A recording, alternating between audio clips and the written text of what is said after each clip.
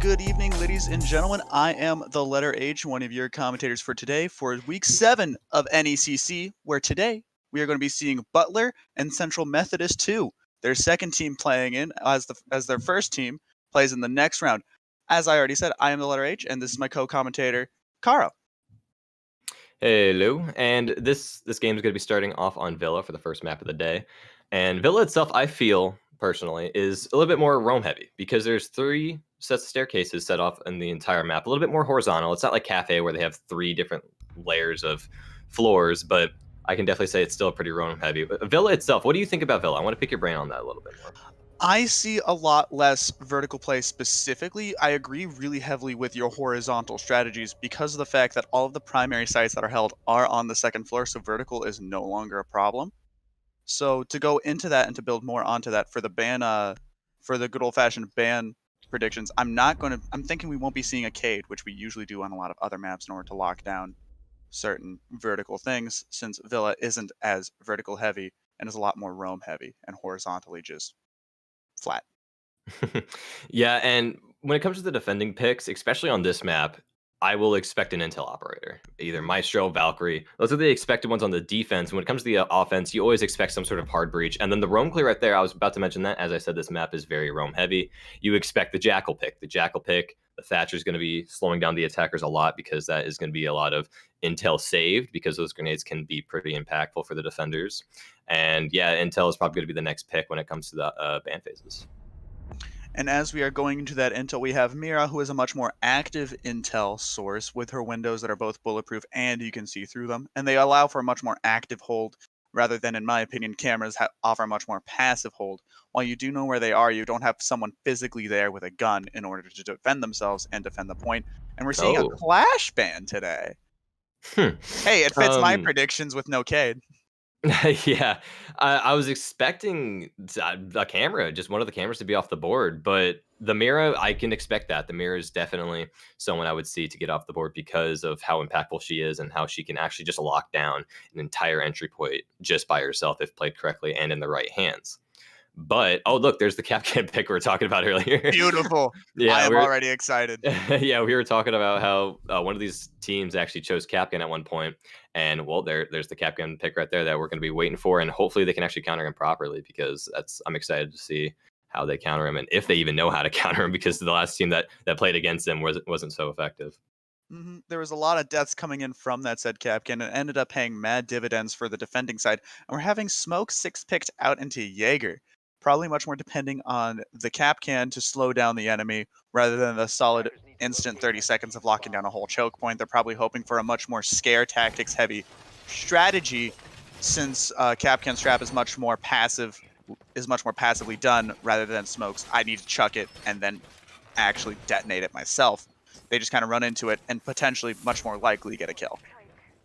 Yeah, and I realized that they ran 2 operators that based themselves off of roam denial or just roam clear in general. They had a Nomad and they had a Gridlock, but then the Nomad got switched off to an IQ, which is entirely expected if they saw the Capcan on board and they saw the Malusi, the Valcams. You would want to bring an IQ. So that's entirely fine, but I would expect them to switch off the Gridlock personally.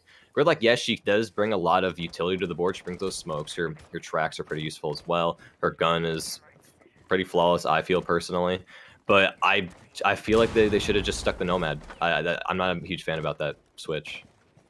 I feel like they're trying not to overlap over each other very constantly. So you have Gridlock and Nomad kind of, their primary roles are overlapping with each other. So they're trying to diversify all of their team as much as they can to try to cover as much things that the defending team can throw at them, rather than just being doubly good at clearing out the roam, which I'm not fully certain if CMU over here is a roam heavy team, because I've found it does depend on the team. Oh yeah, it definitely does. But having that Capcan, having that Jaeger, having that Malusi, those are 3 roamers that all they have to do is just throw down their primary gadget and then they can just roam as they please. So as you can see right now, Silver Fox is downstairs, ready to deal with some sort of vertical push. As you can see, the IQ is dealing with a little bit from below on site, try to take care of the utility below, doing her job pretty well. And that's actually going to be the first pick onto Zofia. Ooh. As I mentioned before, that roam is going to be killer, and they clearly weren't expecting it, and there's not going to be an instant refrag, and they need to take care of that as soon as they can. Especially with the Zafia, that is a very strong pick for them to have because now you only have your ace for your primary breaching capabilities rather than Zafia's much better used soft breach grenades in her impacts and also the concussions that you have. Bon just not finding the shot here on this one gadget, pulling out the big one, trying to see if we can get it. I don't think it's paying anything off. Ratfink over here also trying to push into study, just camming everyone out. Generally, they are getting close to the point, but they haven't quite pushed fully on while we have hit our last minute of our match. Yeah, and there's a lot of time being wasted downstairs from this IQ. The gadgets are trying to be take care of it. He's just done with the situation right now. He's brought up the LMG to hit what he still can, but he hasn't realized that the position that it's in, you just can't deal with it, and he just has to move on while he still can and just help with this roam. As you can see right here, the Ayana rather is yeah, he's aware of it. He takes care of the nade. That's perfectly played. That's that trade going through. But as you can see, the timer's counting down, and there's only been one trade so far. And that is that one trade that is great, and it's awesome to see it pop off with a grenade. Are we going to be seeing a second one going through? Jaeger instantly saves our unlucky soul who was caught in between a bit of a rock and a hard place, which is almost a rock and explosive. The attacking team is slowly pushing in, slowly collapsing in while we hit our 25-second mark. They have plenty of time to push onto the point with what they have. Swolverine getting taken down by Bon getting refragged instantly by Omega Wolf with Raikai, if that's how you pronounce that, evening it out to a 3-2 Butler favor as we hit our 15 to 10 second mark. Everyone's going in, bullets are flying, everyone's dying. 2v1 as we see a Kapkan kill, as we were talking about earlier, as we get down to our 1v1, 4 seconds left on the clock, and it is a defense-sided round. Surprisingly, I was figuring that we were going to be seeing the attacking side end up winning, especially after that Kapkan trap, because I figured we would see a lot more hesitation with that Kapkan kill, or at least we'd be called out. There would be more Kapkans on the site, but we ended up not seeing that. How did you think that round ended out for you, Karo? Yeah, most of it was based around just gunfights at that point. They barely had any sort of eyes on sight. The intel didn't really translate until that last like 50-second push. So they dealt with the Jaeger and then they had to move straight into sight. They didn't have time to drone, so they just had to worry about winning their gunfights. And clearly, the defensive side was on top. It was pretty even though their trades went out pretty well. The Kapkan trap was the last person to pick up that kill. If that Kapkan trap wasn't there, it would have left that defender in the 1v2 situation. He did win the gunfight. The Malusi rather did win the gunfight onto the Gridlock, which actually did win out the round. But you have to say that the Kapkan trap was the reason why they won that. And that being said, speaking of the Kapkan traps, he kept them close to sight to make sure that in that last second situation that they set themselves in, there would be pretty impactful. And as you did see, that's exactly what happened. Kapkan is one who punishes really heavily for rushing, and if you get that enemy into the beautiful, delicious 20-second time mark that you hear flying all about when talking about how to play Rainbow or whatever, if the defenders can get those attackers into that 20-second time mark where they have no more time to really clear out all the gadgets, Kapkan is the strongest in that kind of situation. And I am also going to ask you, do you remember if it was Butler or CMU that ended up banning Clash? Well, okay, so who starts with the first ban is the defending side, correct? Yes. CMU Clash. Yeah, CMU just okay. Our production actually just alerted us that CMU banned Clash. And that being said, since they're on the defensive side, the Clash as well, I don't really expect too many a Clash pick on the site. I haven't really seen too much of that play.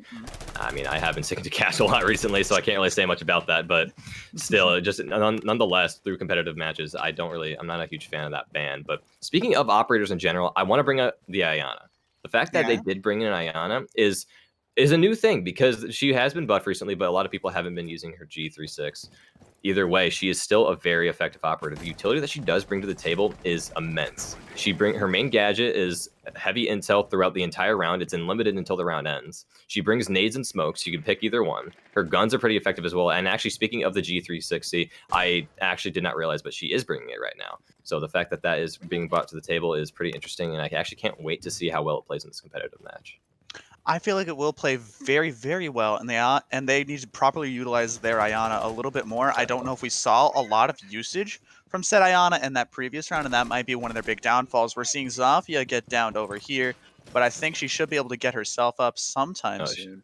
No, she's not even going to try. She's just going to be waiting for someone to. Do you not remember the nerf? The nerf went through. She no longer can do that. Oh. Yeah, the withstand has been taken away. She can no longer up herself. So she needs to have a teammate. As you can see right there, she did get up. And I was actually hoping that she did not die right off the bat because last round she did. And as you can see right here, this is the exact this is exactly what we were waiting for, that to go through. And the Lucy gadget doesn't trigger it either, so that's actually pretty interesting. So Ooh. the audio call doesn't go out for, well, actually, well, rather the Iana going through is enough call out enough already. So they're gonna have a little bit of support on the south side of the room, and the minute counting down right now might be huge because they have not gotten a single kill yet. Neither team has, so this is gonna be interesting. They just have to win their gunfights once again. It's just gonna be a repeat from last round. Mhm. We are seeing a lot of angry stares happening, going back and forth across each team as we hit our minute mark and our first 2 kills of the round, one right after the other, hitting a third one from Omega Wolf and then a fourth one coming in from Pepperoni. CMU already has the mad advantage coming in at a 4-2 at around the 30-second mark as Raikai and Big Chi try to push into the site the best that they can, getting a lot of sound from that barbed wire is going to be the death to our Malusi, and Pepperoni with the final kill on our Iana in that main entryway. I feel like we did see more of the Iana use to try to spot out more gadgets, but I feel like that was just a really hard point for them to push into, especially with the picks that they had for the defending side with the Cade and the Capcan and all the other just very passive holds that they have. A much more like just, we're going to let the gadgets do their job, and once their job is done, we'll do our job. Yeah, and it's like I said, it was a repeat from last round. The IQ took way too long to clear out, and not only the IQ, because it was going through vertically. It was another map that was on the second floor, so she could have went below and dealt with that utility through the floor. But every other operator, when it came to that roam clear, took way too long. It brought it back down to the minute countdown, and they had no kills on the board, meaning that if the utility that they brought, they have plenty of utility. The Ayana could have been clearing site with no problem, or not clearing site, but just clearing the offsite and taking that map control while they still had the time to. But that being said, they need to start picking it up. The Ayana, the only time we ever saw the Ayana being used, or rather the Gemini being used, was when they were right next to site, and that's when the minute countdown was starting. So they need to start cleaning up their roam clear. They need to start speeding it up. Drones need to be going through so they have a better understanding of how the map is being laid out, and then they can just start moving it from there. And I think that's just mostly map knowledge. You need to know where your drones are good. You need to know all the cheeky hiding spots where they won't instantly die. So that way you can get all the information that you can out of them, because in theory, the longer that drone is alive, the more information it will provide. And along with that, you need to much more properly utilize your assets, or in this case, your operators, when it comes to both roam clear and pushing in. You typically want to try to have one person specifically on the roam clear, and that is their only worry in life. And until that roamer is dead, that's all they're worried about. And in this case, we saw the 6th pick from Nomad into Gridlock. Gridlock being a much more active roam clear, while Nomad is just able to lock off full hallways, and it'll still work out. And we're only packing one additional Claymore on our IQ to also have much more of that passive hallway denial for our roamer. Yeah, and I haven't really noticed it before, but did they bring a Mozzie last round? They did not bring a Mozzie last round. We are getting the Mozzie this round. It is a new one. We're seeing both Australians. Oh yeah, you're right. And I was questioning it because I can understand a little bit of droning on site if there was Mozzies in place or just the Mozzie pest in place. But yeah, right here, this is where I want to see it go through. They took a lot of map control this time. They don't have much to actually cut off the rotations. It seems like no track stingers have been set down. So they're just going to be making a straight push onto site. As you can see right here, Big Cheese not going to be hesitating. Pick up the first kill into Wolverine, but it's going to be traded instantly. Omega Wolf's going to be taking care of Big Chi with that pistol shot. And that Womide being taken down, that's a lot of magnets off the board because, as you know, it takes care of that timer to be able to actually throw down your magnets. So that being off the board, that's going to be a lot of utility saved and a lot of grenades that can actually be put into use now. They seem to be trapped over here in the main living room, just kind of trying to figure out how to attack their site using everything that they have at their disposal, which is great to see. We're still not seeing anything locked off, and as I say that, we're locking off that top staircase, but there are still more staircases, and you can go down the main one and still probably get a lot of leeway in. And I don't know if they'll be expecting that. I feel like they might just lock it down, and then from there, they're just not expecting any roam to be there. Or if the roam will just figure that out and then go down the main stairs, if they even still have one, at our 4-4 as we hit our minute mark, as we're seeing a little bit more aggressive pushing coming in after gadgets have been taken out. Yeah, the gridlock going downstairs for roam clear when there's a minute counting down was not the move. As you can see right here, Pepperoni actually does manage to pick up a kill onto the Mozzie, so that actually could have been the move because they're still playing that vertical, and then everything's just unwinding right now. Yeah, and then it is a whirlwind heist, as I have called it in the past. We saw Orange almost die instantaneously. They just kind of melted like ice cream in the hot sun, and just something happened. They somehow got in. And granted, this is the tertiary site, so I feel like they're not thinking too hard about it. It is a site that is much harder to hold on Villa, and it is a site that is expected, that is only there for if you won your first 2 rounds. You don't typically hold that site very aggressively or as effectively as you do on either astronomy or map room and study. Yeah, what I feel like they should have done is because they needed to be aware of the fact that they take a while for the roam clear. That time they didn't really do much besides the fact that the IQ just went up above, cleared out that Mozzie, and that's all they really did besides the Ayana playing very aggressive on site, which was successful, but the trade went through right away. So Mhm. the only kill that actually went in their favor from the upstairs before that last initial push to actually take site was the Mozzie upstairs. And that being said, it was a again minute countdown when they started getting crap done. So Mhm. since they were upstairs already doing that in a minute, they need to make it be aware that the droning and the intel they're lacking. They're lacking that department. And the fact that they are not taking advantage of the fact that they need to start working more on roamers because they are very inconsistent of how they're doing it. So I would say personally for them, I would start working a little bit more on the roaming. Try to add as much pressure as you can to where they have to work off that final gunfight, and then obviously you just have to win your gunfights from there.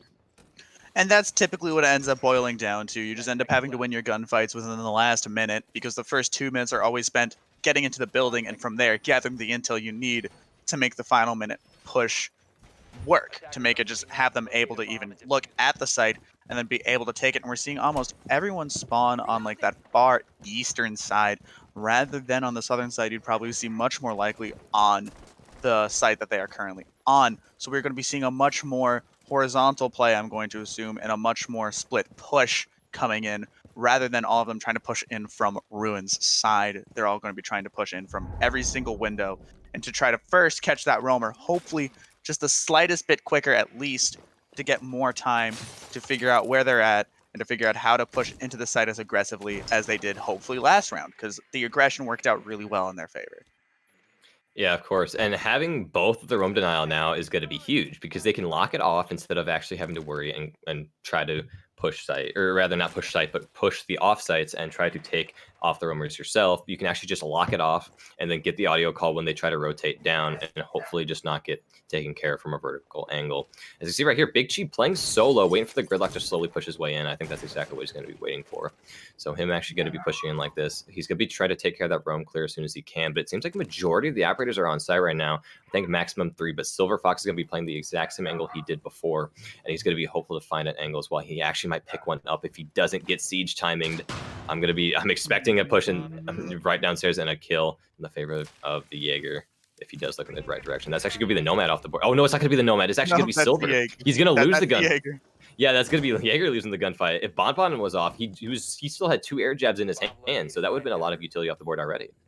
And along with that, he probably did just end up getting siege moment, as we saw right before that kill happened. We saw Silver Fox turning around, checking the other angle, and as we saw that simultaneously, Bon was walking around the corner at the same time. I don't know if it was a fair gunfight, but judging by the health bar of Bon here, he probably did get caught with their pants down, so to speak, and Ratfink's going to walk into our poor Capcan trap, as we are going to be seeing as well. So we are at a 5-4, 4-4 as Pepperoni picks up a kill on Bon, our Nomad, blocking off any sort of flanking maneuvers and rotate holes that Pepperoni could probably try to get.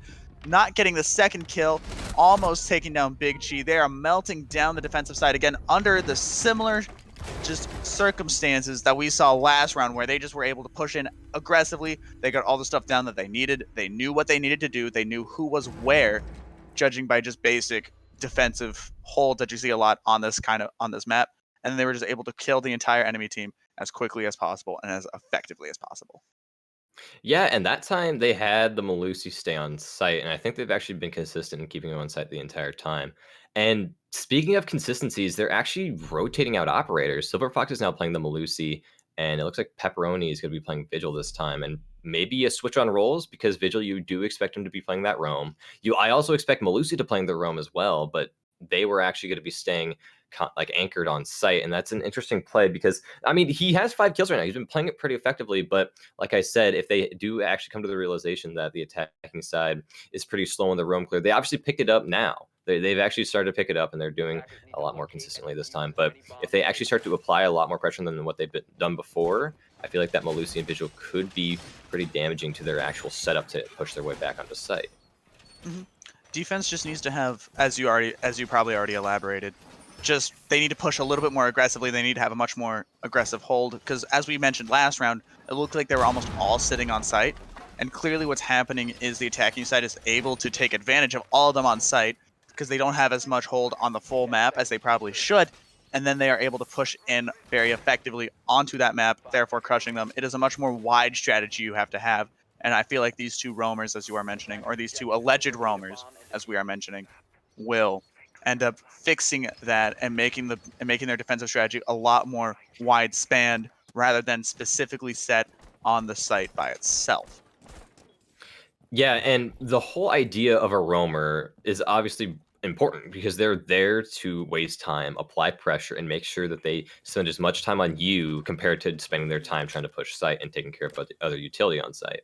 That's the idea of it. And there's a loud dog barking in my house right now. I don't know if you guys can hear that, but the Jaeger dying right off the bat was pretty much taking off that pressure right away. The intel's going through. As you can see, Big Chee's been consistent with it recently. So running through, and it's going to be taken care of. So that right there is what you need. That pressure has been applied. Now that guy up there that just shot that Iana needs to fall back and take his time on it and just make sure that he actually takes advantage of them pushing aggressively. And hopefully you can hold some good old-fashioned cheeky little angles you'll see happen a lot in Rainbow Six Siege. And then they'll be able to get a frag while they try to push in. I don't know if they will try to push in after something like that. They don't know exactly where he's at, and as I say that, we have Raikai trying to push in with Silver Fox holding that angle all the way from Astronomy Room through Bathroom to Master Bedroom by the looks of it. They are just holding this bathroom hold, making sure that they are wasting as much time as you were talking about, and Silver Fox doing their job very well as the roamer when it comes to wasting time and applying pressure to their back line. As we hit our minute 25 mark, we might see a gridlock kill over here. Silver Fox taking down Raikai with a clean sneak attack coming on the bathroom, but Big Chi getting that refrag onto Pepperoni in Astronomy. Throwing a frag grenade is going to kill, and that is going to be a post-mortem. You don't see that very often, honestly. The only time I've seen that is with Capcan. And we're going to get that refrag, an absolute bloodbath happening in the bathroom as we hit our last minute, and our ace is blowing out the last little holes that he probably needs on pool room in order to hold what they need to hold. They don't even have the diffuser, actually. Yeah, the diffuser being down is going to waste way more time than they need to actually do, and it looks like the IQ is not going to be focusing a push on towards the diffuser and actually going to be worrying about red stairs. The pressure's been applied. Both the defenders and roamers are down, so they just focused it back onto site, and they're completely unaware of that. They don't have Big Chi with that unlimited intel. Omega's actually going to be taking the first gunfight of the end round and is going to be losing his life in the process. And that is just kind of what ends up happening in these last 30, almost delicious 20 seconds that we have. We have the diffuser. They know what they need to do. It is a 2 to 3 advantage on the attacking side. They just kind of need to push in and get the plant down. They don't need to try to take over the full side and kill everyone, but that is, of course, what is going to happen for Ratfink in pool room, taking down both enemy operators who are both hanging out in pool room rather than trying to hold navigation. I feel like that was, again, a fault of a much more passive hold, which I talked about earlier. They are depending much more on the attacking side walking into them instead of them resisting much more. They just kind of keep crumpling and crumpling until they have no more to crumple. Yeah, I feel like the roamers definitely played that it was well done. It was efficient. Yeah. So I can't really say that it was done poorly. They got the kills, but the trades when it came to the attacking side worked out in their favor much more. And the Lion pick, it seems like he's actually trying to think of a 6-pick opportunity before he actually does lock it in. It seems like, oh no, he won't. He will be bringing the hard breach. And that's interesting as well, because this map, like I said, it's a little bit more roam heavy. So you're going to be expecting aggression almost 24/7. So bringing that Maverick, I can expect when it comes to a wall being on the outside of the building, but him playing inside the building, because every single one of the hard breach are inside the building. So him not being able to have much of support unless the attackers actually give him that support himself that can be very dangerous because of how long that blowtorch can take to actually open up walls. In my opinion, he's probably just going to be using it to take care of the bandit utility or Kaid utility, and then the ace will follow up with his own hard breach. So that's what I'm expecting, but still an interesting pick nonetheless. I definitely would pick him over the Lion, though. I'll say that much. I would also pick him over the Lion. I was thinking we are going to be seeing a classic. I'm going to six pick my first operator back to my first operator because they never expect that. It's just the ultimate surprise. But I feel like he was picking the Maverick to try to catch out any Cade claws, but that is going to be way too much time wasted, especially since all the reinforcements are on the inside. You can't even repel to try to get the angle on the Cade. You just kind of have to pray that the Cade didn't place his claw properly. And just hopefully you find it, but it's just going to be a wasted effort.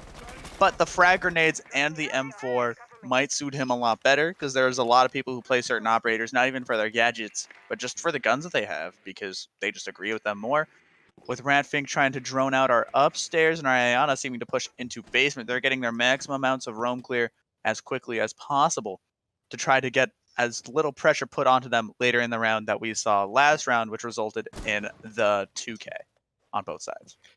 Yeah, this is what I'm having an issue with right now. I guarantee the man on repel outside Ratfink is going to be the one droning in. He's going to be repelling him to join Enham, but Enham just going to be pushing and peeking with only his face, and he needs to have a drone with him. Bonbon's going to be there as well, but he took way too much time to just start moving forward, and I think that's just what you're seeing right now is the lack of communication, because that IQ should be up there, ready to join Bonbon to actually start moving towards site at a much more consistent speed, and the gridlock still has not used a single one of her tracks, and that's going to be Bonbon taken care of. Pepperoni's going to be taking care of Bonbon. That's because that support is not there. The IQ fell off, and they're just, I feel like most of the plays coming from the attacking side have been mainly solo, and yes, it's been working in their favor. They're up around on SMU, or CMU rather, and it's been working out. They've been winning their gunfights, but they just need to start cleaning up because these defenders will adapt to it at one point. And I feel like they fully scared them last round with how much roaming that they had on the defensive side.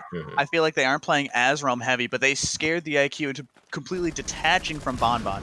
They scared them so they would not try to push up because they were scared of the backward pressure that they would have as a result of that. And we are also going to be seeing Enham, our IQ in question, dying as well as they try to push in through Astrology by the looks of it. And we're going to be seeing Big Chi taking some gunshots from behind, not realizing it's behind as Pepperoni gets the double for his round. It is a 2-5, but Corwin is down and not out over somewhere over the rainbow. We aren't fully sure. The roaming doing its job perfectly, applying as much pressure, taking supplies away from the main battlefront in order to get some more kills as Silver Fox finally finds his shot onto Big Chi. And they are a roamer in question. Ratfink taking out Wolverine, and Pepperoni ending it with a 3 kills on this round. Ratfink just absolutely showing just that MP5K is just nuts. It is just very good, and it is a very consistent firearm. Yeah, that whole play when it came to, like I mentioned before, the gridlock still had the track stingers in hand. The utility was not put to use. So that being said, that Silver Fox was free to roam that section of the map. He ran straight up the stairs. He went straight to 90 and took care of kills as he saw fit. Actually, I believe the first kill was an Aviator, and he caught the Ayana off guard. So with that gridlock off the board, and actually we're gonna be seeing an Aruni. I'm gonna cut myself off right there, and I do like the fact that they did. Oh no, we're switching sides. I'm lost right now. Yeah, we're switching sides. Yeah, I was wondering why these plays are gonna completely switch off, and the Nomad's gonna be switched off as well. Speaking of, onto the Ace, I feel like there probably could have been a better one. I haven't seen their strat book, so I don't want to say too much about it and what they actually need when it comes to their strats themselves. But taking that Nomad off might not be the play, in my opinion. Again, I feel like it's the logic of we don't want too many people on one thing. It's the idea of too many cooks in the kitchen. They already have the Dekebi she at least has a gadget for the roam clear. So while you're using more utility for your roam clear here, we are going to be seeing more utility in the form of using one operator's gadget, and then probably going to end up being Corwin or Pepperoni on our roam clear, like the primary meat drone roam clear, rather than Dekebi just ringing the phone. And with the Aruni pick, we recently did unban Aruni and Tachanka. They've been out long enough where they are available for open play. One 100% going to be played way more than the other. And that one is going to be Aruni, who brings a lot to the table in both projectile denial and person denial. Yeah, and like you said, with those logic bombs in hand, yes, it would be easy enough to clear out those roams when they are present in the position to actually worry about those roams and actually try to take care of that pressure. But the potential will always still be there. Hmm. Once you place down that utility, you don't have like it's passive at that point, and they just have to wait for them to trip into it instead of like if Nomad died afterwards, it wouldn't be an issue. But Silver Fox finding a kill, being Ooh. the hard breacher onto Ratpink, and that is going to be the roam off the board already, and that pressure is no longer going to be there, and they can actually be free to find the next one in line. That's actually going to be the Capcan. Back to what I was saying, there's always going to be roam potential. So with those logic bombs going off, they will take care of the current roam, but there will always be roam potential, and they can always come back on it without any sort of consequence. And that is just something that just ends up happening on the defensive side with Ratfink down. That is their primary roam. We still have Raikai, our Capcan, doing a bit more of an aggressive roam on the bottom side, trying to catch anyone out as his phone starts ringing. Will he answer the call? Yes, he will. As we are seeing him answer that call, that is mandatory if he doesn't want to get completely outed in being in piano room, whilst Wolverine pushes into navigation, trying to get any peeks with that good old-fashioned meat drone that is your head, trying to see if he can get a kill, hopefully trying to point out any sort of gadgets that they find, and ideally, in this situation, not dying in a tragic yet potentially comedic fashion. Yeah, and like I said, the current roam will be dealt with. He had to fall back because of the call going through, and he's actually going to be rotating back up the stairs and taking a significant amount of damage. And right when I say that, he's going to be falling back. He's going to be taking a step back. The pressure being applied, he's going to be going back downstairs and going to apply some pressure somewhere else and try to find a flank if it's still up, because they don't have a single operator in their lineup to actually deal with his roam. Like I said, the only time they would actually counter if the call goes out at the perfect time while he's rotating up those stairs, but that's very unlikely. And we're seeing a lot of gunfights, and we're seeing Bonbon here utilizing Aruni to her greatest potential, using the Glock with a stock and using her gadget, getting that awesome flick coming in against Wolverine as they push right into B side here, and they plant. They are able to get that bomb down, and now the roles have switched. It is a 2-2 in the favor of CMU with the HP absolutely considered. Raikai taking down Omega Wolf. We are down to a 1-1 Silver Fox, holding it from a long angle and not able to run in, showing that Aruni just being absolutely great. Raikai's not going to go for the defuse. He's going to go. No. He's probably checking to make sure that he's still alive, and he still has time.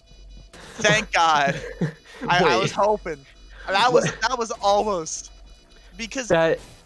I'm sorry. Go ahead. I'm speechless right now. I also don't know how to. You heard the Aruni go off, and this would probably go through my head as well. It would go through the same way that Riot guys did. I heard the Aruni go off, but I got no clue if that dude is down. I just know that they're on their way. I personally would have probably just stuck the defuse and taken that gamble, because those Aruni gates do a lot of damage. So I feel like that was just much more of he wanted to double check and much more of risk it and get the much more guaranteed win in the form of him checking in on the operator, rather than risk it and pray to God that Aruni was able to get Ace downed but not out. And we are going to be switching our Capcan over to Frost as well, who I personally prefer the Capcan pick over the Frost in this situation, despite Frost having that secondary shotgun utility. Okay, I'm less worried about Raikai's play there and more the Ace's play. Because he had a smoke grenade in hand. Plenty of time. Yes, he had a smoke grenade he could have threw into it. So that's why I'm sitting here. I'm just like, dude, what? There was an out there. You could have thrown it in there instead of just running straight through the laser gate. I guess it didn't cross his mind, but Raikai, I was entirely fine with this play. He had no idea what was going on. There's no points on. Aruni couldn't call it, hey, I just downed him. I don't know if they have any intel on it. They probably took care of the default cams. So the fact that the Aruni gate made that shock noise, that could mean that he threw his smoke grenade into it, and Raikai was checking if he ran into sight. And that was entirely understandable. He heard the call out from the Aruni gate. He ran over to go check it, and he saw that he was down and that he was free to defuse. But I'm just sitting here, Silver Fox, you've been playing so well. The frag potential coming from you has been beautiful. And then he makes that small misplay, and that's going to be losing a round in the favor of Butler. And it's devastating to see that happen because he's such a good player and he has so much potential. And sadly, Bond's going to be taken.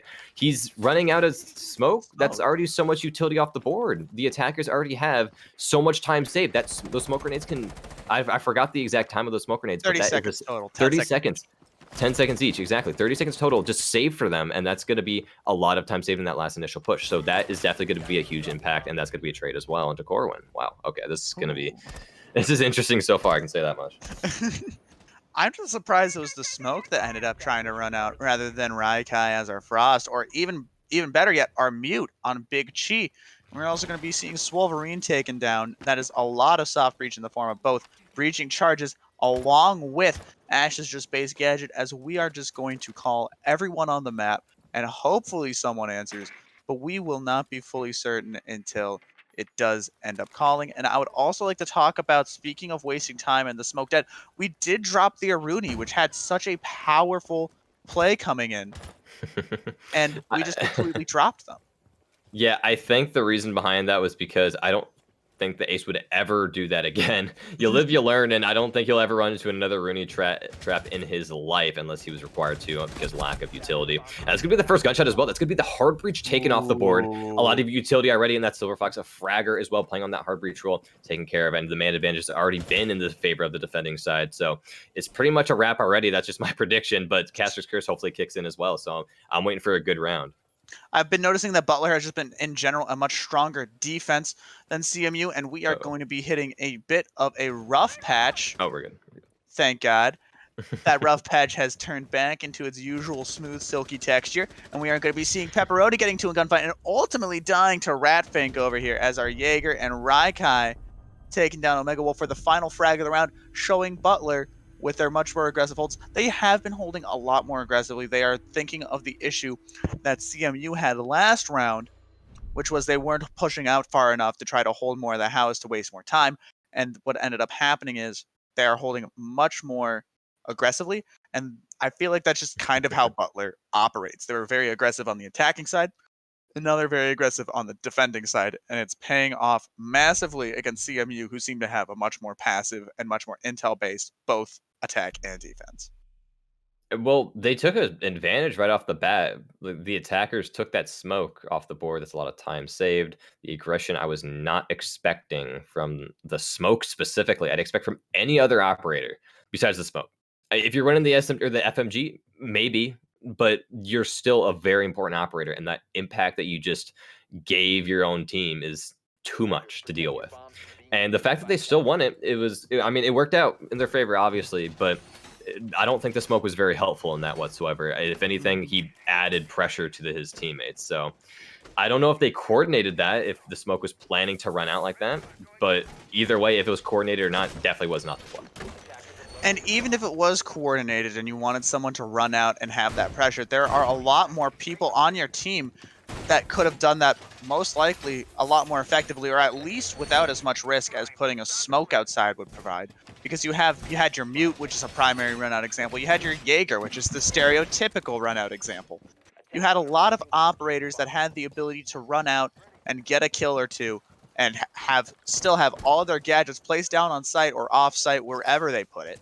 And their utility is still being, well, utilized, rather than the smoke dying, and then that just gives the attacking side 30 more seconds, just right in their hands.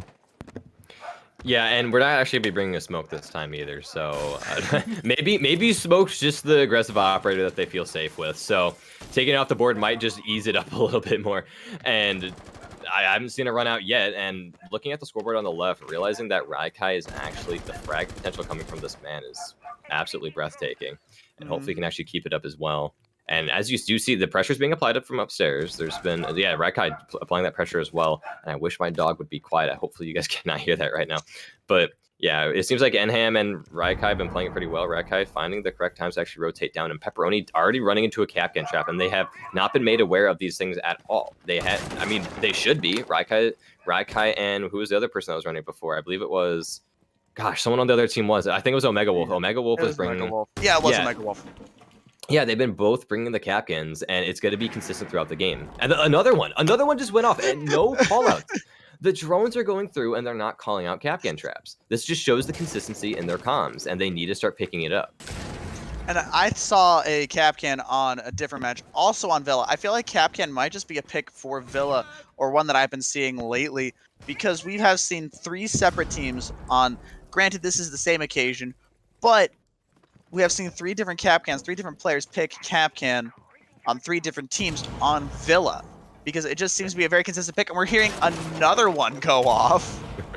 Oh my A lot of gosh. explosions go. I'm pretty sure that might be the breach charges. I'm hoping those are the breach charges coming in from Ash, and they were. Thank God. But our Ash is going to go down in astronomy over there. Omega Wolf's just not going to care, not even going to try to push up. There's another teammate who has also died by the hands of Enham. Our Oh Legion and my. Omega Wolf also getting taken down by Enham. He is going, might I say it, a little ham.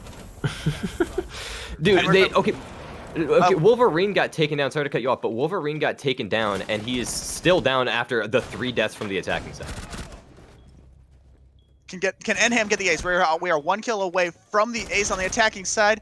Silver Fox able to take down Bon. We still have Enham on the board. He is on the site. He doesn't have the diffuser, though. It is already in the bag for Butler. They don't need to do anything, but we are probably going to be seeing Legion here trying to get a little bit greedy. That is the Jaeger. The Jaeger's going to go down. Silver Fox at a triple. It could be a double ace situation. He is Legion mined, and Raikai stealing the ace from our Legion. Granted, it was at the expense of the Legion's life. The Legion is still alive, and at the end of the day, that is probably what is best. But that ace would have been pretty cool to have, and an awesome thing to see on NECC. Would that have been the first ace in week 7 of NECC? I'm not entirely sure. I haven't really been looking back on VODs recently, but we're currently being informed that we have not had an ace before, and yeah, I mean, it's interesting to say that we could have just witnessed 2 of them in a row back, both on the exact same team, or in the exact same round rather. Or the Legion had the potential, and then Ace as well. But like I was saying, I cut you off there in the middle, and I have to apologize for that. But the fact that Enham, I don't know how the Ash got down, but the Ash got down, was waiting for a revive, and then there was 3 operators in the proximity of that Ash, waiting to upper, but then the Enham just came in and took care of every single one of them before Wolverine died. So Wolverine had the countdown going down, and I was expecting Wolverine to be the first person to get down because they're aware that they just downed an Ash. But every single person not aware of the situation, showing that their comms are, again, not consistent. The call didn't go through, and Enham could just walk around freely and take care of kills as he saw fit. And then, like you said, the Capcan traps, those have been consistent as well. The comms have not been there either. There's been, I'm pretty sure, 3 Capcan traps detonated, and the only time we saw a Capcan trap shot at was in the end clutch by Ace when he was staring at it for a whole 30 seconds. That's an over-exaggeration, but you get my point. Yeah. I think it's also just a maximum amount of BM to down the Ash and then kill all of her teammates, but not kill the Ash. I don't think he was Ash aware. is still there. I don't think he was aware of the Ash down. That's why I feel he like took so probably long. what happened was, since there was a teammate in Astronomy that was still alive, there probably wasn't an active player, but the Ash and our Ash in question as Wolverine just walking over a Legion trap and then going down by means of that rather than by means of gunshot. We're going to be seeing a double kill on blue side. Enham, and I believe it was either Raikai or Big Chi that picked, no, Ratfink. I lied, it is a 5-1. Already we're seeing Butler hit with that aggressive hold in a flawless round to win them the first round of week 7. As we're going to be seeing, we are going to be moving on to Consulate with CMU attacking first, I believe, yet again. And that was great. I'm really excited to see how Butler performs, actually. They hold really aggressively, and they hold in a way that I think is both fun to commentate and fun to watch because of the fact that they pick things that aren't necessarily very common picks, and along with that, utilize them properly. Has my point been proven yet? Their comms not being consistent. Clearly the strat wasn't there. We're going to be going to a 5-minute break as well, so that we will catch up on that as soon as I finish up my little point right here. The comms hasn't been consistent. They didn't really have a strat to really go out in that last round. It was pretty much gunfights going through. Like I said, from both attacking sides so far, it's just been solo push, and they've had like one person going at a time. There was inconsistencies in trades. Like you did see Enham, he got the first kill. There was no trade in return. He picked up the second one because of lack of comms. He picked up the third one, and then the Ash was just free for the taking. And he almost got the ace as well, but the Capcan took it from him. And while Ace was on a terror himself, though, but either way, the whole situation was kind of just a bust and was not pretty to watch whatsoever. And then on the last round, just proved it even more. The fact that they just cleared the entire board, flawless round. Not just saying, I didn't see the damage dealt, but I'm not even sure if there was much damage dealt to the defending side. But that being said, we will be going into a 5-minute break real quick. I have been Caro. This has been my buddy H over here. And we are going to be moving into map 2. We're not entirely sure what that is now, but we will inform you when we get that information. So we will see you guys then.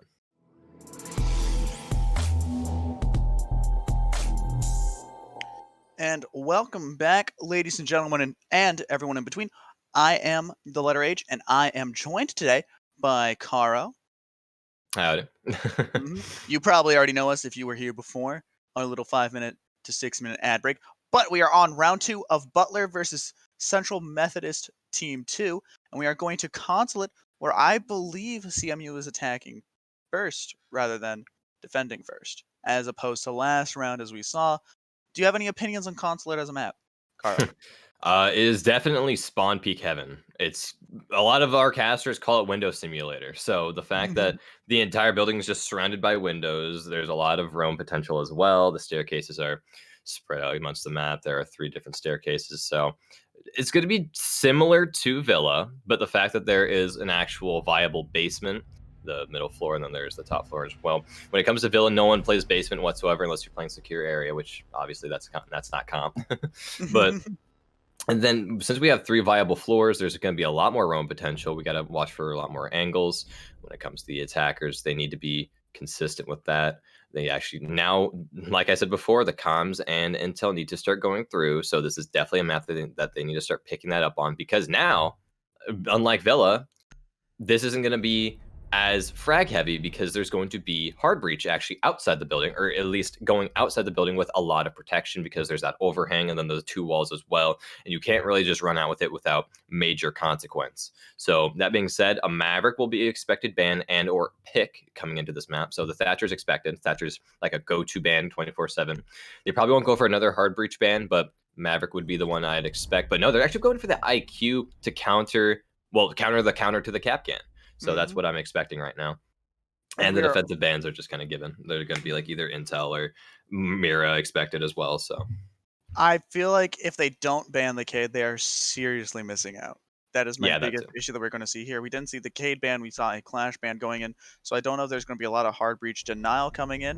We're going to be seeing Legion being banned. Target pick right here. Oh. on my boy, what was his name again? Enham? Enham. On our homie Enham just not being able to play his main.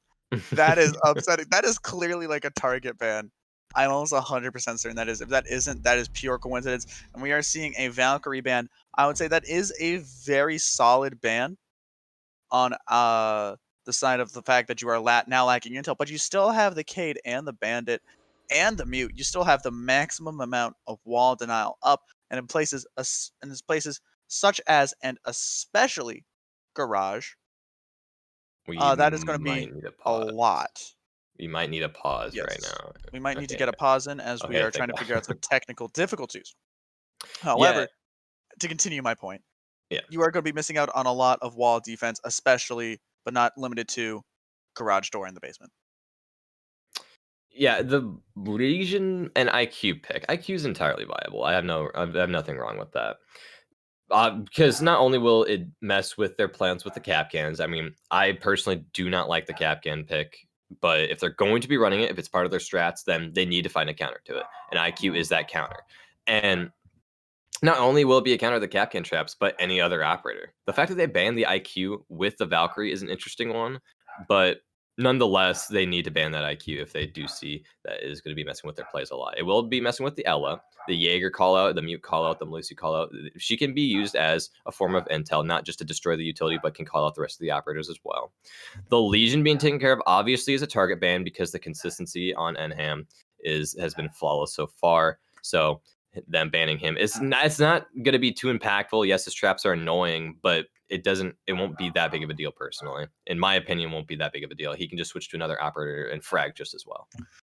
And we are seeing Enham debating between operators, flashing, just absolutely hinting at the other unbanned operator that we are talking about today, besides Aruni, Tachanka, because Tachanka recently got his rework, and he also recently got unbanned after being in like I believe it's like a 3 to 4 month quote unquote quarantine period, where we just kind of just let them figure it out in casual and in ranked to see if they actually are broken or if they're just good because no one knows how to play around them yet. And they also didn't ban the Clash. We might end up seeing a Clash pick basing on what Enham is just kind of scrolling through. Whether these are all joke scrolls or not, I do not know. However, if Clash does end up getting played and whoever didn't ban Clash should have just thinks we should have still banned Clash, I think that'll Hmm. be really funny.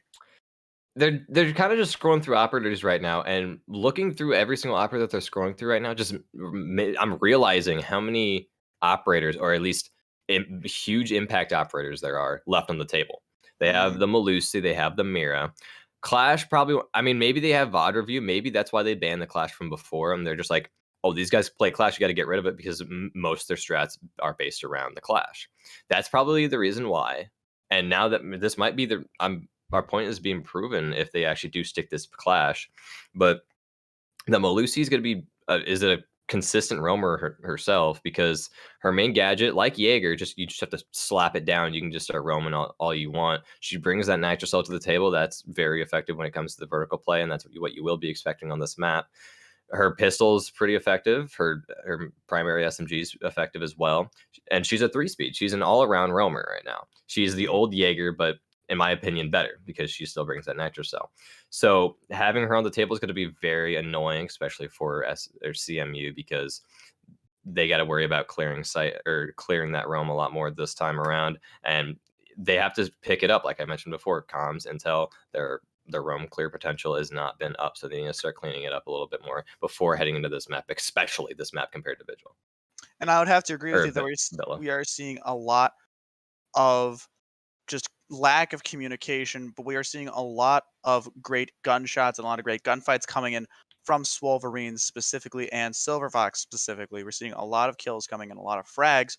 So I feel like it is a bad case of all aim, no brain, where they're really good at their fundamentals and they're really good at shooting people. But when it comes to communicating, that is something that they do need to work on rather than trying to focus solely on the pure skill of a few people, because we were seeing a lot of that with the running into Capcan traps, with the running.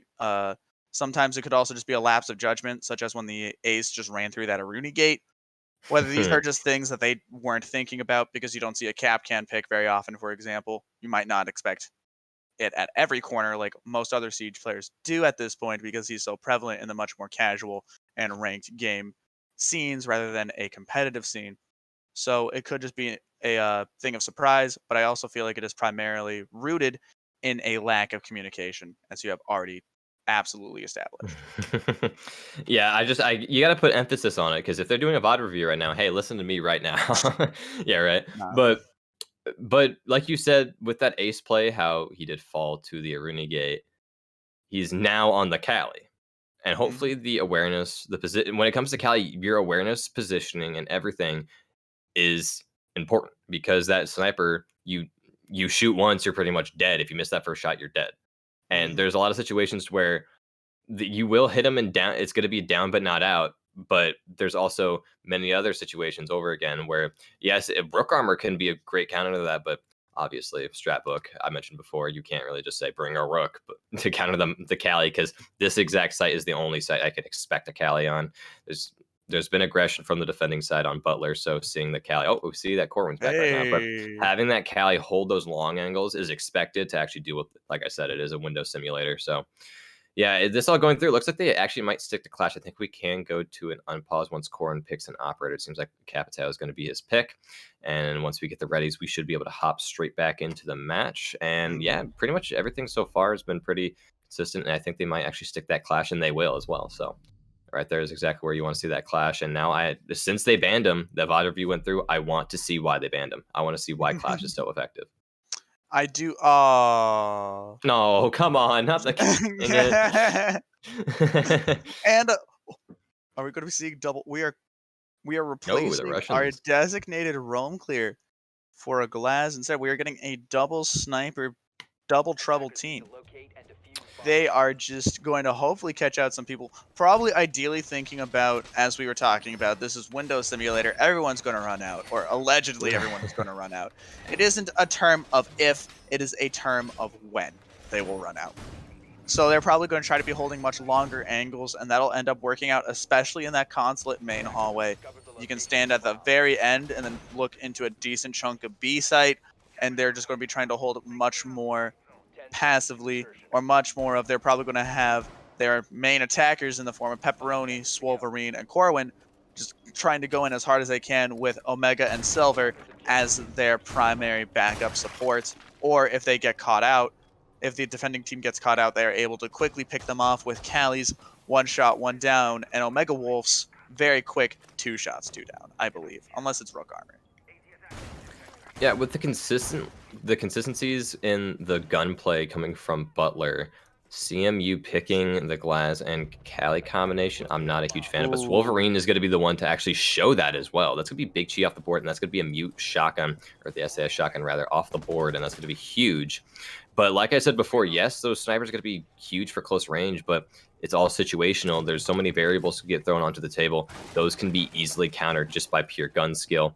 And Omega Wolf choosing it along with Silver Fox, I don't know. Especially this site, I can expect maybe the basement to be a little bit more effective because you can hold a long angle if you get that diffuser down. But on this site, it's not exactly ideal. And that is something that you just have to consider. And we are already going to be seeing our first down coming on the defensive side. But that wasn't even from one of the two snipers that we were talking about. Enham just going to get absolutely gunned down if he stays in the position he's in my opinion. Because we are seeing a lot of long hallways. This is where our snipers are strongest, are in the long hallways and the long sight lines. So Enham has put himself into a great amount of risk to try to catch someone out. And Ratfink taking down Swolverine. Omega Wolf refragging onto Ratfink. As I say that, and we are going to be seeing a very much more passive hold than we're seeing from Butler. And as I say that, Raikai running out, taking down Omega Wolf. There goes that passive hold theory that I had earlier. Is someone going to be trying to run in through this main door as well as Raikai is trying to hold the angle, trying to see if someone is just absolutely brave enough to try to walk through that area, but I don't think anyone particularly will. And as Oh, I say that, Silver Fox using that one shot, one down sniper to take down Raikai. We're seeing Bon Bon getting the C4 kill onto our Cali in question, saving our Capcan's life. That was a clutch C4, if I have to say so myself, as we hit the last 45 seconds of the round. yeah, and that Cali being taken out of the picture, that once again is going to be a lot for that window going down. But it won't matter. Corwin's going to be fine one on a Bon Bon, and that's going to be the Malusi off the table, bringing it down into a 2v2 situation while the plant timer goes down.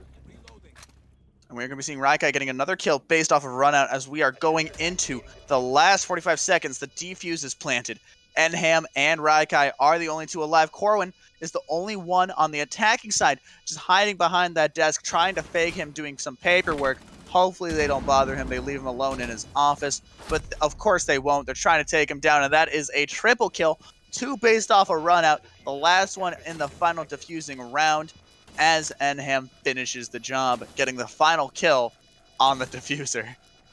As we are seeing it happen, coming in for our main push, and then a plant, and then they were just able to get collapsed on because it was just our Capitao. It would have required a lot of skill. I feel like the Capitao should have used his gadget a little bit more. I don't think we saw any play of that. He should have used both the asphyxiation and the smoke bolts. I would have just smoked it and then just left the window. Yeah, there's a lot of angles that could have gotten blocked off because in that situation, if he was to block him off, flame him off to the point to where he had the time to get back on that rappel and hold it from that upside down. Although they do have two operators, there could have been a support setup. Maybe he could have catch like an off pixel or something like that. Like because the way he had it set up, it was directly behind the desk. If he held it correctly, he could pre-fire a window because the other window was still closed off. The other one was open, so maybe he could just ping the diffuser because the diffuser's already pinged. If he starts hearing the diffuser to go through, he can start moving his way down from the other barricade, start pre-firing through it. Maybe you can pick it up because the support is going to be going through. There's going to be one holding the window and then one sticking the defuse. So if they do manage to choke that out, then it would have been huge in the favor of the Capitao, and the run out was the only thing that could really counter that at that point. That whole round just itself was pretty out of the ordinary. That Callie getting that kill onto the Capcan dodge, like Neo just dodging it, a bullet just right. Just I don't even know how to explain his movements there. He kind of just like rolled on his side while he was down. Yeah, he We kind call of that just pure luck. yeah, he kind of just like rolled on his side while he was down. At least that's what it looked like. And then he just got out of that little, his pixels just got out of the way from his crosshair, and he wasn't able to get off that last shot to actually finish off Raikai. And then it was the Malusi last round, managed to actually throw out a Nitro Cell through the window, took care of him on the outside, and he was managed to get Raikai up as a result. And Silver Fox, he did manage to take one, but obviously the Nitro Cell was just the outplay and took Silver Fox out of the game right off the bat when that happened. And yeah, it's just like I said, it's just the consistencies in comms. There hasn't been when it came to CMU. It's just Butler. Butler's they're the team rather that's been just consistent in everything. And hopefully, and now as we see right now, Callie's where there's going to be a lot of effective play because she's going to be taking care of those walls. That Kaid actually might be touching it. He's going to try to Kaid trick it nonetheless, but the Callie is sitting there waiting, and this is where she will be as useful. And she is probably going to try to counter that Cade, but they aren't really going to try to focus on that wall. They're trying to focus on pushing in through yellow rather than trying to get through the main wall, which is what you typically see. And along with that, we are seeing a Jackal on the attacking side. We did not get a Jackal ban either. Cade still having a second claw. However, and that is going to catch out our poor Thermite, because they just didn't realize that you can just throw down a second claw, that he'd be keeping the second claw. And from there, it is just very easy to trick as we hit our minute 40. CMU just not knowing what to do. They are a bit dumbstruck on what to do, where to go. They're all holding the same positions as we are having, who I'm assuming is Jackal, running up through the top, trying to find whatever roamers they can, getting an aggressive hold up top as well, trying to pressure out Enham enough so they can get into the garage. And there, Enham's going to hear the call out for that heart breach device, but I don't think he threw it in time. He did not, as we hit our last minute 10. Yeah, there's been consistencies in, like I said, the comms when it came to Butler. As you saw, the Womai and the Kaib were playing together. The Womai was supporting his yellow door angle, and while he could just freely start shocking the wall. But with those pings going out, he might actually hit a pre-fire, and he's going to be dodging from that position, and hopefully the kill doesn't go through. This is going to be enough damage. Raikai is actually going to be the one to pick it up from the rotate, or not the rotate, but the roam upstairs. I thought the Kaid hit the shots, but no, Raikai is there to support. This is just proving my point once again. It's been perfect so far, and the teamwork and just like they've been working in unison so far, and Raikai, the push downstairs is exactly the move that they really want to do in this situation to get that support on site. We're seeing a lot of explosions going on to the main garage door. Raikai taken down by Swolverine, and Big Kai also taking down Swolverine for that instant refrag. We're down to a 2-2. I believe it is the same two operators that we had last round. Omega Wolf able to take down Big Kai on yellow stairs as well. Our Maestro trying to pressure off any sort of disable or try to get everyone off of site so he can try to push on with his Alda LMG that we're going to be seeing here. You can just kind of dump that through a corner and then just pray and see if you get anyone. Oh, but they also don't have anything to look through smoke, so they are just kind of hoping to get something through. Bon just sprang through the hole, able to find a shot onto Corwin in question, and we are going to be seeing Omega Wolf not being able to push in through fast enough. He's going to try to go for it, and he is able to make it. Barely. That was literally 0.1 seconds from getting that diffuser off. I was paying attention to the timer to see how close he was to it.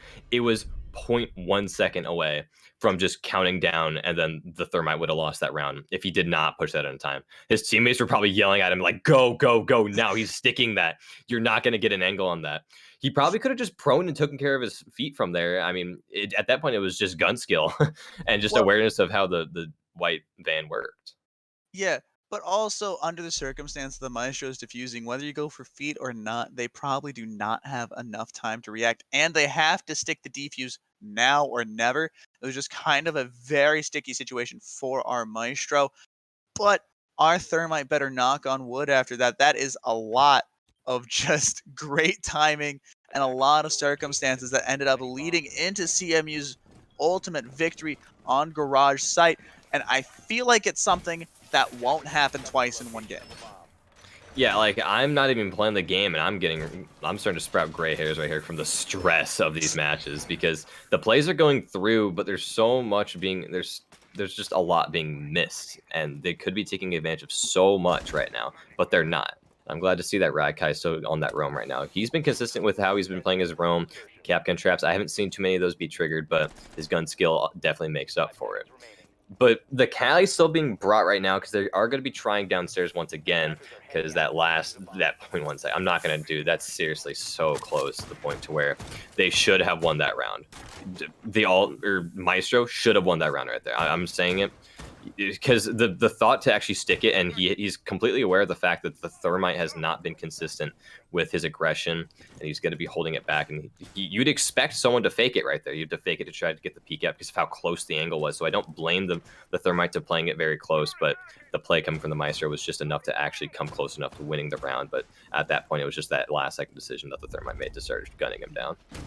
And that shows a lot of guts on our Maestro's part. He is just kind of going to hope. And Raikai taking down Swolverine as he gets that top roam coming in on the 3rd floor of Consulate. Raikai holding all the angles that he needs, and that is a lot of soft breach off the table for Swolverine, which granted, while you are in Garage, and that's not as important, that is a lot of vertical play you are now fully missing out on. Outside of what we saw last round, we were seeing Jackal use their super shorty, or use their shotgun much more of, to get that vertical advantage, and we are seeing it now as I am speaking. We are seeing the Jackal both roam clearing, and while simultaneously doing that, getting that vertical pressure, while Raikai tries to find a way to push into our Jackal, and Enaham taking down Silver Fox. Down goes our Cali, and down goes our Gadget clear. They have no choices. They cannot push in through Garage unless they get a physical person to shoot that Cade Claw. Why did Silver peek it with his gun and not use the gadget? Did he already use up all the gadgets? I don't know. He didn't even use one. No, he just walked in with all the utility in his possession. Pick up the trade, but that is the impact coming from the Cali. The Cali kill is not going to be a good enough trade in general, and that angle is not going to be good for Enham.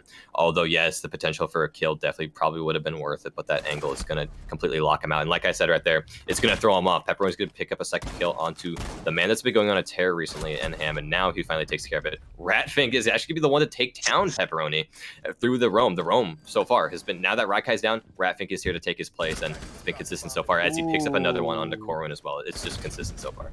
And then he picks up the final one as well. Omega Wolf going down as well. This is exactly what I'm talking about. I'm going to be bringing up the point one more time. Yes. Consistency in those comms, the consistency in the support. They're working in unison.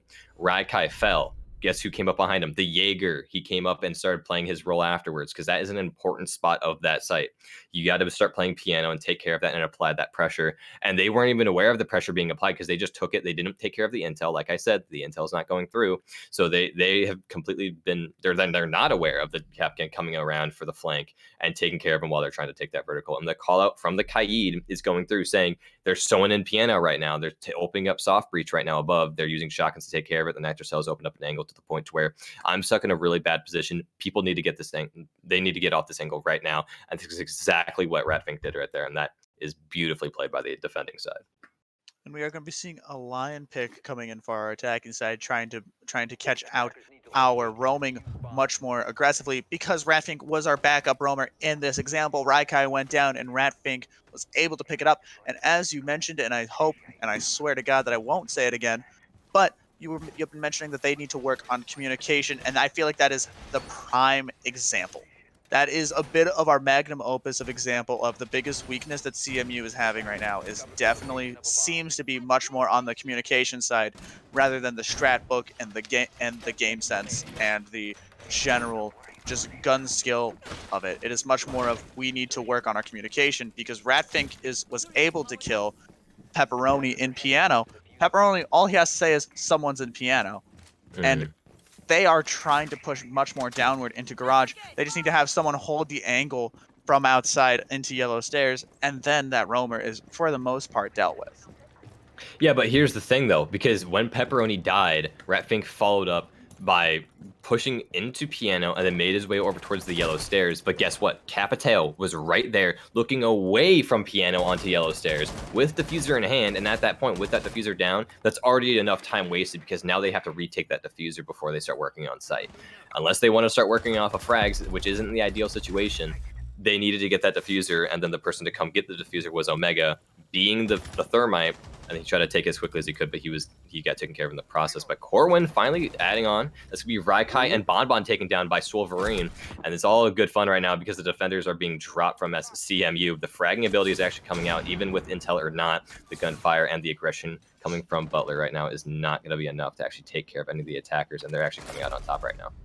Ooh, that was just inopportune timing for Big Kai at the top of yellow stairs. He had that sight down pat. We had the Aruni, we had both the Jaegers, and we had the Mute Jammer on top of that. Pepperoni finding another kill onto Ratfink is up to Enham to try to pick up the slack on this 1v5. We saw Enham almost ace last round, so honestly, I do have faith in him. I have at least a little bit of faith in him able to somehow clutch this ace, although I do not think it'll happen. We're going to be seeing one kill going out of Pepperoni and Swolverine able to pick up the last kill onto our Mozzie down the hallway. While I wish an ace did happen because we almost saw one happen last round, there was too much against him. They knew where he was behind that desk, and there was 5 people on attack. It was a steep hill to climb, and there's no shame in dropping one round in a situation like that. It was kind of just comedic at that point because Lion just didn't let go of left click because of the size of his drum mag. He was just like, hey, I'll peek this at one point as he slowly makes a U shape around that long desk, and he just didn't stop until he finally got that peek out. And that final bullet did connect to actually take down that last defender. But yeah, that one was definitely different. It was a different site. Basement's been pretty consistent so far. Obviously, it was brought down to that last second when it came to that Maestro. So it was a pretty 50-50 situation. It did get brought down to a 1v1. And then when it comes to the site upstairs, they've been pretty consistent on it besides this one round. They got dropped in instantly. There's 3 operators right off the bat. They were playing a little bit too aggressive. Although you love the confidence because you need that confidence to be able to peak angles consistently and efficiently. But to have them to just drop like that is not good whatsoever because that is obviously roam clear right off the bat, and then all they have to do is just really take site, and that's exactly what they did. They took site with authority. They took care of that last man on long desk, which I believe was the Mozzie, and then they could just push from there, which was beautifully played. I did like the switch up there. There was a lot of aggression. I don't know if it was based off of intel or just pure gun skill, but hopefully something significant was the reason why they won that round, and hopefully they do continue with that momentum into the future rounds. They got a lot of very early game momentum with those first 2 kills within the first minute, and from there they were able to push in a lot more effectively using their 5-man advantage that they did have until eventually it was just our Mozzie, and then we saw a full drum mag dumped into some poor Sod's desk as we were trying to catch that Mozzie out. Whether that was intel, well, no, that wasn't even intel. Mozzie made himself very obvious that he was there, and from there it was just either a flank or wasting time because they can just walk onto site now and plant and still get everything done. We're going to be seeing a lot of push coming through. Swolverine trying to take down an Aruni gate, but ultimately flubbing that flash. It doesn't quite get far enough and probably goes under the Aruni gate, sadly. Although that is now that hallway flashed, and they now understand on the defending side which windows are still being currently watched, despite a lot of them probably being broken by now. Yeah, the only presence really on the side of the consulate office is Big Chi, and he's currently waiting on his mute jammer on the top of yellow stairs. So if they actually do get the intel through, like I've said, they need to start getting that intel through, and it looks like they actually are going to be doing a little bit on repel. So if they actually do get the intel through and make the realization that they are pretty clear to start vaulting into site because there's a large amount of repel and Raikai, another run out onto Silver Fox. Silver Fox is not having good time. Currently 1-4 right now, and majority of the fact is because he's been playing Cali, and Raikai has just been so consistent on his runouts, and the call is coming through as well. So Anham's going to add on to it as well. That's going to be Pepperoni off the board. Their Fragger that has been consistent as well, but with that being said, they're going to be making a hard push on the site, and it has not been successful so far. And we are going to be seeing Ratfink showing off that gun skill with that insane just flick. He was looking at the window. He saw the enemy peek out ever so slightly from behind that desk, and he was able to flick to the exact pixel that he needed to be at. That was the cranium, and then that cranium was just absolutely demolished. Ratfink taking down Omega Wolf from that same angle as well. We are down to a 4-1 core win. Is our last standing man as our Capitao with the Para as well.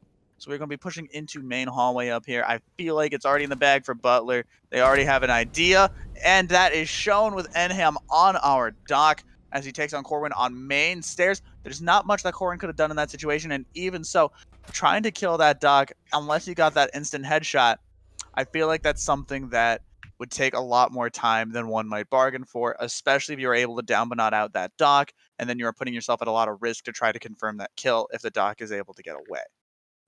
Yeah, that was funny because that crosshair placement from Doc, it was definitely impressive because the fact that he was aiming at his toes and then he flicked straight up to his head. So it was well played right there. It was a decent hold. The audio call obviously did come out. He heard him start running his way up that spiral staircase, and he brought his attention to it. And then he obviously won the gunfight as well. Even though the crosshair placement wasn't there, the flick potential was definitely there, and he did go through with that kill. Well played by Enham. Like, what do you expect from that man? That he's been going on a tear recently, not only on the last map but on this map as well.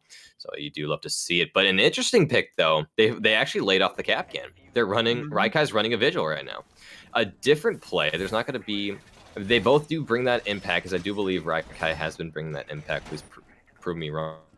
He has been running the C4 charge, I believe. He has been running the C4 charge. I don't know which one exactly, but I'm fairly certain it's the C4 charge. I don't know. I just had like an imp going at a go run out, but yeah. But Raikai is actually gonna be bringing the impacts this time. As you can see, he's been pretty consistent with kill behind him. As you can see, those Roman and A1A is a beautiful, well, accurate. It deal a lot of damage if played correctly. And with that being said, if he continues with these runouts, it seems like the attacking side has been ready for it whatsoever, and they still haven't opted to pick any sort of nomad or gridlock. Obviously, nomad's the ideal, especially for this map. Like you said, no simulator, only can you pull through the windows. So, going to be doing that. There's been a lot of runouts so far. So, the fact that they have not shown any consistency in countering that just shows that they are not really adaptive.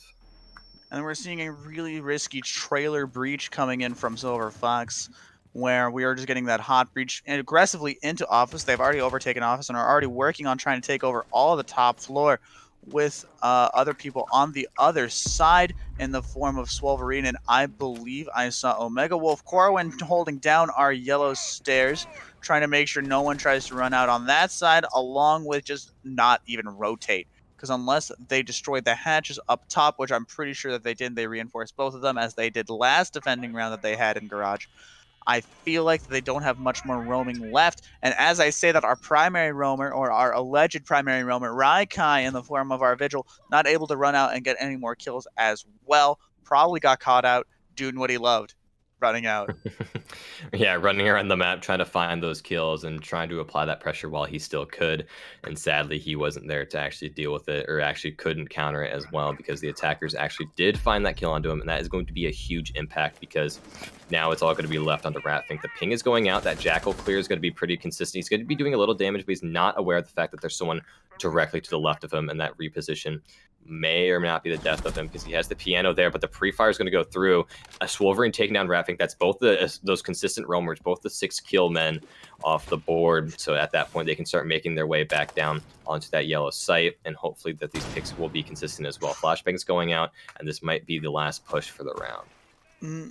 I'm also sensing that last push of the round as we're having Big Kai holding out. There's a yellow stairs angle, this cheeky Rainbow Six angle through the car door. Swolverine securing their double kill for the round. Big Kai seeing a foot, risking it, and I think hitting all the bullets into the car. I don't think a single one got over there. I'm pretty sure they all went into that car's main chassis, and from there, the Wamai is just absolutely saving that position that Big Kai has been standing on. Been revealed. They all know where he's at. They all know where Big Kai is at. Able to get 2 people on those yellow stairs, both the Capitao and the Lion.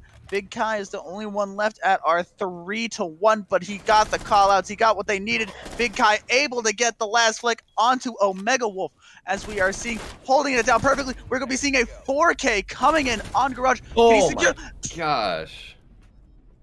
That's an ace. In which I have been told by our production staff that is the first ace we have gotten. Oh, it's not the first ace. It's still hype. We have just been informed I was misinformed. However, that is still hype to see in the round. Big Kai just absolutely not Big Kai realizing that angle, you can't shoot through that window, able to still get 2 kills onto yellow stairs. And from there, with just all the intel that Omega Wolf had provided, because that's where I'm assuming it was. There were 3 people coming in from that side. He was able to push in very effectively and secure the ace. That is why I am freaking out right now. Yeah, the whole breakdown of that whole situation was the inconsistencies of them going down yellow stairs and not holding down. There was no support and not even a pre-fire, but just no ADS going down to that black sedan, because there was not only a call out through the Lion scan, but the Lion should have called out the fact that he just tried to pre-fire him through the back chassis of the car. So without those call outs going through, he managed to just spray down both of them while they were both holding down shift. So took down both those attackers. He turned around, took care of whoever was in the hallway, and at that point he just started rolling them from there, because the last 2 remaining attackers he managed to isolate the 1v1s, but the attackers isolated it for them. And he could take care of the guy in the office hallway, and then the last place that he'd expect the last attacker to be would be in the rotate, and that's exactly where he looked pre-fired, caught a little bit of a glimpse of him, and then he could start getting that last kill from there. And it was beautifully played. I'm not going to take away any credit from him. Oh, no. But yeah, of course. But the attacking side definitely was the reason why he did easily just take that ace away, or gave him that ace. They just gave it to him. And most of it, I'm going to say right now, I don't want to point fingers, but I feel like the line was one of the main reasons personally, because I feel like the call out onto that sedan should have went through. And even if the call out went through and he was too reliant on his teammates, he should have been holding it himself and waiting for that pre-fire to go through, and he lost the gunfight because of it. Big Kai also fell victim to not only being shot at not only shooting at the Lion and missing, so the Lion could have just called that out, but also fell victim to Lion's just base gadget, his whole spiel. So from there, that they already probably did know that Big Kai was at that sedan, but either no call out was properly made, or they were just not able to adapt. We were seeing a Twitch drone go down. Poor Radfink trying to make sure that everything gets taken down, trying to get that clever little Cade Claw, but a frag grenade will get it done in the end of it. I believe Arcade's going to try to trick it again, but it's going to prove to no avail, as our ace successfully gets the angle that we need where we saw the plant last time before we switched sides. We're going to be seeing a very stock push coming in. For Garage, we have Bonbon up in Piano Room and going towards main lobby, just making sure to destroy all of the floor that he can to add as much pressure. And with 1 hatch not reinforced, that is 2 hatches not reinforced, that is free entryway to both basement hallway and I believe one of the sites as well. For Bonbon, our Sledge Wolverine going to go down, and Silver Fox able to get that first frag onto Radfink. I believe Radfink already used all of her Twitch drones, however, so it ultimately is not the biggest deal, but you still don't want to lose any operators if you don't need to. Yeah, we're starting to have a little bit of a repeat from last map where we have still 4 operators remaining on both sides, and we're counting down to that last minute. But as I say that, Bonbon taking down Silver Fox, and they're going to be making their last initial push here with Pepperoni playing the other Spanish operator right now, and that's going to be huge because that mirror window is going to be very consistent in the way that he should be holding down that yellow staircase with the Ayana going through, and that intel needs to be taken care of as soon as he can, but their vertical still going through. 45 seconds remaining, and this actually might be the final kill to initiate the final push, and at least comfort the final push, and that's exactly what they needed. And now the push on the B site is going to be going on right now. And the push on the B side is something that you would expect from Butler to happen very aggressively. And this is very passive for the standards of Butler, actually. We are seeing a much more passive hold coming in for Pepperoni. Pepperoni able to find 1 frag on a Big Kai, but not able to follow it up as Bonbon just kind of waltzes down yellow stairs over here and just finds his mark and is able to just plug that Mira full of bullets. Yeah, I expected the mirror to be played a little bit more consistently, but because I assumed with that minute counting down, they started to actually, or they needed to start focusing on working on more horizontal, less vertical, but it actually did work out in their favor by sticking with the vertical. The Sledge opened up another angle and managed to pick up another kill onto the Capcan with that SMG-11, and that was initiated that final push. There was 2 remaining defenders. They took care of the first one, and then the last one was Pepperoni, like I mentioned, on that Spanish operator. Could not managed to pick up 1 kill, but that could not consistently pick up the rest, and he was taken down because there was a push down the yellow stairs as well. So it was decently played. It was actually well played by the attacking side because because he had two options for that sledge: just go downstairs to help out or just take care of that vertical. But everyone waited outside until that last pick went through, and you just got to give him credit because Butler, like I said, the round switch, so they're just as consistent on attack as they are on defense. And I honestly, my personal opinion, my little prediction, hopefully Caster's curse doesn't kick in, but I feel like Butler is going to be on top in this last round and probably going to be winning this best of 3 as well. I feel like that is the ultimate thing that we're going to be seeing here. We're seeing Butler just generally having. I feel like the biggest difference is definitely in the communication of Butler, because as we have been talking about all match, CMU just seems a lot more unorganized than Butler. All the personal skills of the players on CMU are great. We have seen awesome examples coming in, especially in Swolverine and Pepperoni, and just basically on the entire team we have been seeing. But it's the lack of teamwork that we are seeing that is the ultimate downfall for CMU. While Butler has all the same skill, but is able to work much more together and much more as a full team rather than a bunch of people. Of course, and if you look at the current leaderboard right now, that point will be proven correct, because if you look as you go through it, they're all consistent around at least like a 2-kill range of each other, at least. And as you look on the right, the top 2 frag compared to everyone, there's is going to be like a 4 to 3 kill difference, and it's a big playing their roles pretty, and with those comms going through, they've been that well. That they've been doing well in that department as well. So I'm expecting another pretty efficient push as well here, and we're going to see to Sophia and the initial push to the admin, and hopefully they can actually show the consistency in the droning. And right there, perfect. See, that's exactly what I wanted to see CMU do, or SCU do. I can't talk right now. CMU. I was first, or I was right the first time. Okay. And then we're the first roamer, and then we're just going to leading it in straight to the 5v4. And we are going to be seeing Raikai getting his first kill onto Silver Fox over here as our Jaeger, who I believe is our primary roamer outside of our usual Omega Wolf or Swolverine roam. I feel like they designated the Jaeger, or Jaeger has been much more designated as a roam character than those two. However, we're going to see Bonbon just trying to tear his way through this main office break room, coming into the junction into main hallway 3rd floor, as we're trying to catch out anyone and any traps using the good old-fashioned meat drone at the risk of your own body. We are going to be seeing the Twitch almost body blocking that frag grenade. That was a very terrifying frag grenade to watch.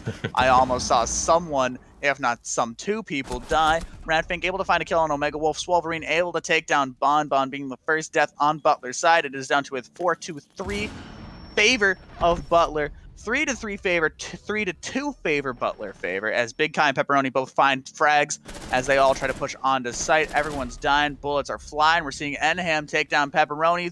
The defuse is going down on Butler favor. We're going to be seeing the role switch as the defuse is planted onto A side. Corwin does not have much leverage to try to get over there. He has a lot to push through. He has the rotates to push through.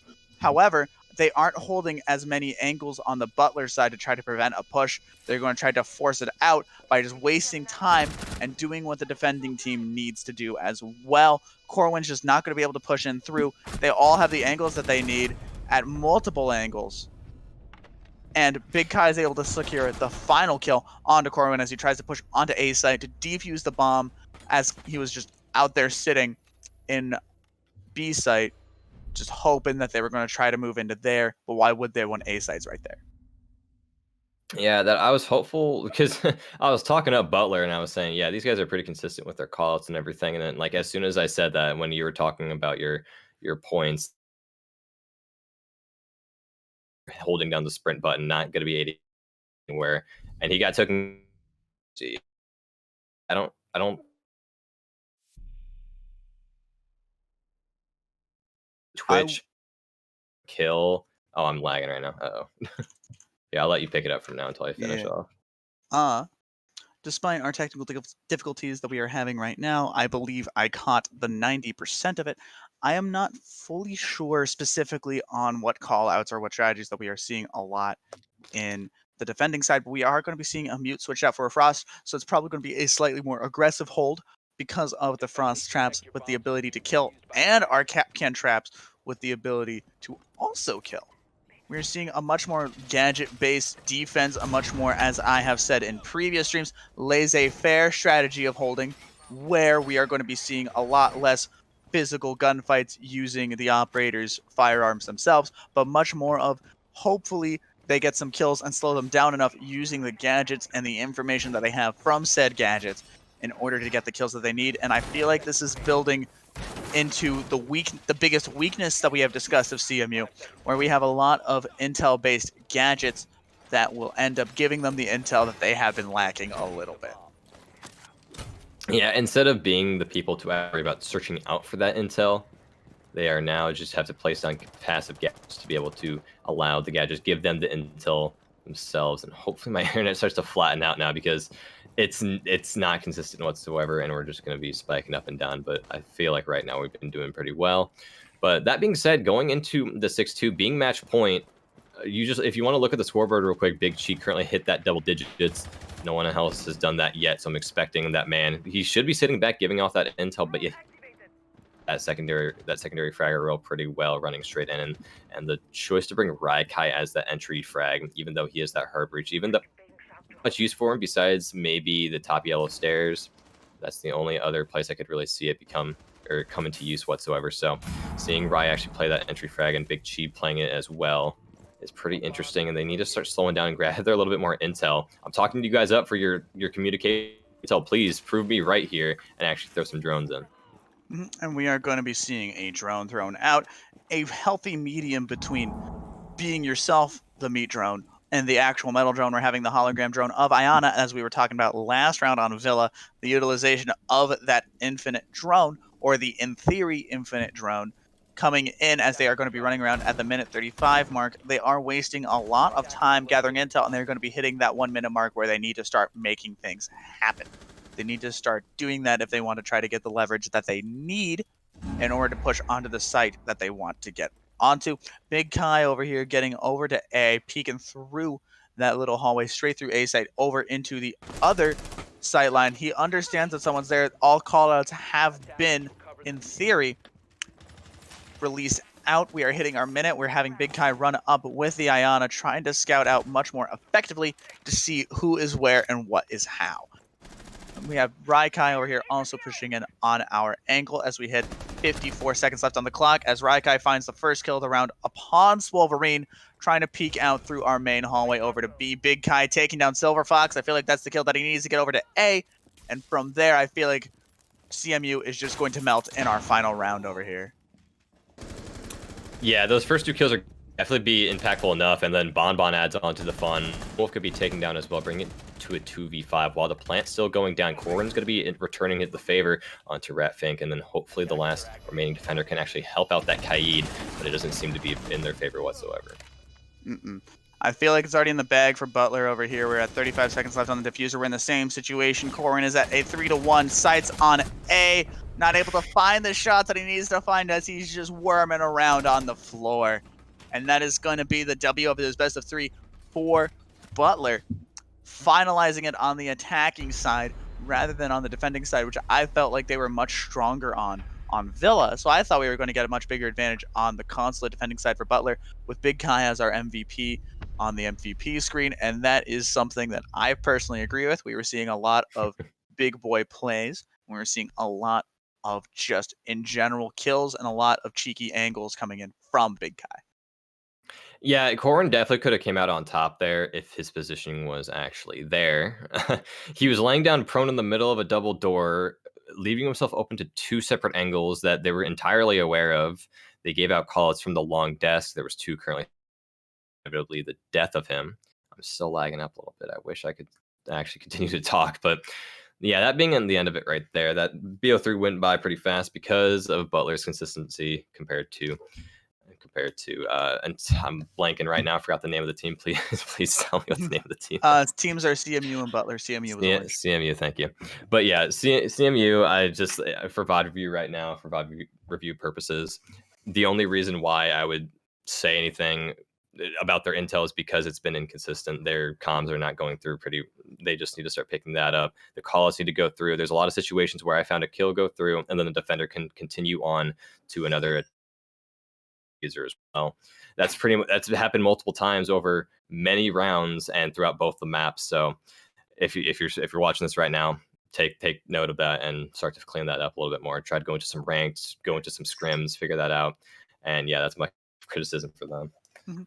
And I would say I would have to agree with that. The biggest criticism definitely wasn't in personal player skill or operator choice, in my opinion. It was by the looks of it as a commentator in the communications part of it. We were just seeing a lot of things happen where if communication was a little bit better, they probably wouldn't have been issues in the first place. 100%. And I think I've said everything that I need to say to actually Mhm. end this off. So if you have any more points you want to add on to, I would just like to say to all our viewers, I would like all of you to have a wonderful day or the wonderful rest of your day. I have been the letter H, and this has been my fellow commentator, Kara. Kara, the Kara. second And one. thank you for watching first round of week 7 of Butler versus CMU2. We are going to be seeing CMU1 in the second round.